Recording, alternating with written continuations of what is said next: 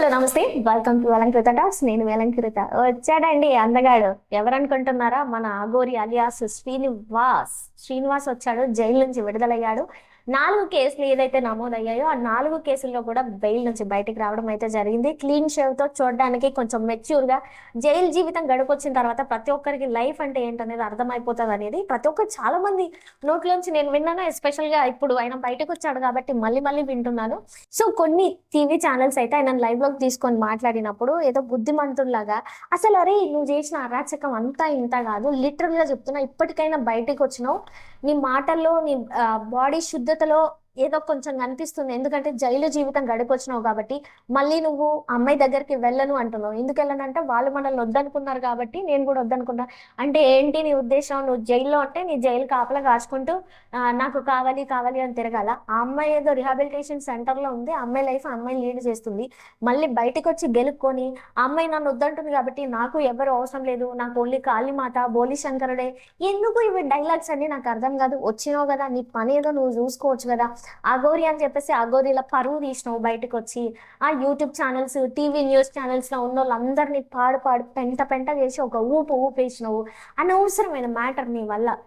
హిందూ మత ధర్మాన్ని అడ్డు పెట్టుకొని ఇష్టం వచ్చినట్టు విచ్చలవిడిగా బ్యాంక్ బ్యాలెన్స్ దాచుకొని వాళ్ళ దగ్గర వీళ్ళ దగ్గర బ్లాక్ మ్యాజిక్లు అని చెప్పేసి గన్నులు పెట్టి బెదిరించి ఇన్ని డబ్బులు దోచుకున్నావు. ఇంకా అక్కడ పోతేనేమో ఒక అమ్మాయిని ఏకంగా పెళ్ళే చేసుకున్నావు. ఆ అమ్మాయి వచ్చి కేసు కంప్లైంట్ చేస్తే నాకు సంబంధం లేదని చెప్పినావు.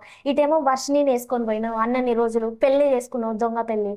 సినిమా హీరోల సెలబ్రిటీల పెళ్ళన్నా అంత పాపులర్ అవ్వదేమో, నీ పెళ్ళి అంత పాపులర్ అయిపోయింది. అంత హల్చల్ చేసినావు. మళ్ళీ ఇప్పుడు వచ్చి ఆమె వద్దన్నది నేను వద్దనుకో. అది టీవీలో ఎందుకు చెప్పాలి? మళ్ళీ అమ్మాయిని ఎందుకు రెచ్చగొడుతున్నావు? నాకు అర్థం కావట్లేదు. ఇప్పటికైనా చక్కగా బతికి ఆ హిందూ ధర్మాన్ని నీలాంటి వాళ్ళు ముంచడం వల్లే ఇంకా రోజు రోజుకి దిగజారాల్సి వస్తుంది. ఈయన మీద మళ్ళీ ఏదో ఒక యాక్షన్ తీసుకోవాల్సి వస్తుంది. నువ్వు ఎందుకు ప్రతి దానికి నిన్ను నువ్వు ప్రమోట్ చేసుకోవడానికి, నిన్ను నువ్వు పాపులర్ అవ్వడానికి యూట్యూబ్ ఛానళ్ళకో లేదంటే టీవీ న్యూస్ ఛానళ్ళకు ఎందుకు వస్తున్నావు? ఇప్పుడు అమ్మాయి బంగారం లాంటి అమ్మాయి వర్షిని జీవితాన్ని నాశనం చేసి మళ్ళీ ఇప్పుడేమో నాకు వద్దంటుంది, ఇది వద్దంటుంది. నువ్వు వదిలేయడమే అమ్మాయికి చాలా మంచిది. అమ్మాయి లైఫ్ చాలా బాగుంటుంది.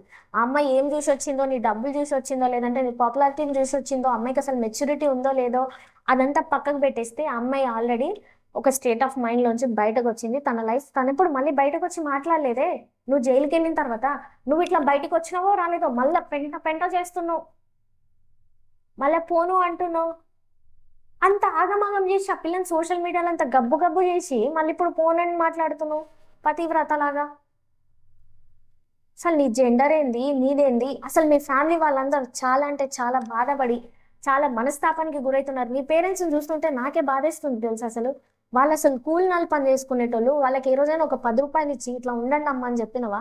నీ జల్సాలకి, నువ్వు కార్లు వేసుకొని తిరగడానికి, నీ పాపులారిటీకి మొహం నిండా బూడిద పూసుకొని ఇవన్నీ చేసుకోవడానికే సరిపోయింది కదా.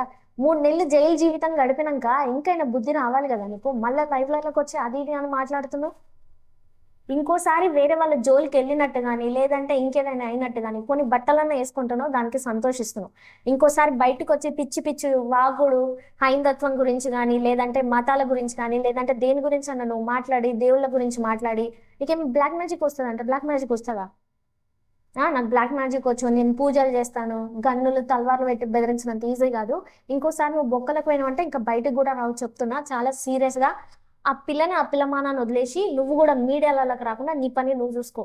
నువ్వెవరు చెప్పడానికి అని అనుకుంటే ఒక హిందుత్వ పర్సన్ గా నేను చెప్తున్నా ఇది. ఎందుకంటే ఆల్రెడీ నేను కొన్ని వీడియోలు చేసిన కాబట్టి నేను స్టాండ్ నువ్వు చెడు అని 100కు 10 సార్లు గుర్తు చెప్పిన దాంట్లో నేను కూడా ఒక పర్సన్ కాబట్టి, నువ్వు నకిలీ అని చెప్పిన దాంట్లో నేను కూడా ఒక మెంబర్ కాబట్టి ఈరోజు మాట్లాడుతున్నాను. మళ్ళీ లైవ్ లోకి వచ్చి వర్షిని టాపిక్ అమ్మాయిని ఎలాగైనా కాపాడాలనే ఉద్దేశంతోనే చాలా మంది మీడియా వాళ్ళు కూడా చాలా సపోర్ట్ చేశారు. అమ్మాయిని ఎలాగోలా నీ భార్య నుంచి ఆడోళ్ళు పెళ్లి చేసుకుని ఏం చేసుకుంటారు? నువ్వు ఆల్రెడీ లింగ మార్పిడి చేసుకున్నాక అమ్మాయి జీవితం నాశనం అవ్వకపోతాయి.